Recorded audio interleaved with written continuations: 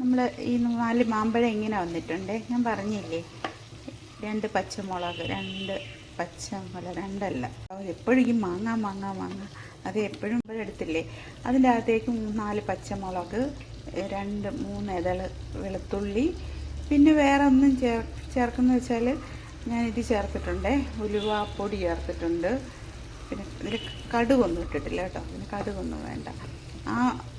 മുളകും എല്ലാം കൂടിയിട്ട് എരിവ് കൂടുതൽ വേണമെന്നുള്ളവർക്ക് എരി ഇച്ചിരി ഇട്ടാലും നല്ലതാണ് കേട്ടോ. എന്നിട്ട് ഇതാ ഈ ഒരു പരുവത്തിൽ അത് വന്നിട്ടുണ്ട്. എന്നിട്ടിത് നമ്മൾ പുട്ടൊക്കെ ഉണ്ടാക്കിയിട്ട് പുട്ടിൻ്റെ കൂടെയൊക്കെ കഴിക്കാൻ നല്ലതാണ് കേട്ടോ. നല്ല പുട്ടിൻ്റെ കൂടെ വിരകി കഴിക്കാനൊക്കെ അടിപൊളിയാണ്. ഈ മാങ്ങയ്ക്കകത്ത് തന്നെ കുറേ സംഭവങ്ങളൊന്നും എപ്പോൾ നോക്കിയാലും മാങ്ങ എന്ന് വല്ലതും വിചാരിക്കുന്നുണ്ടാവും.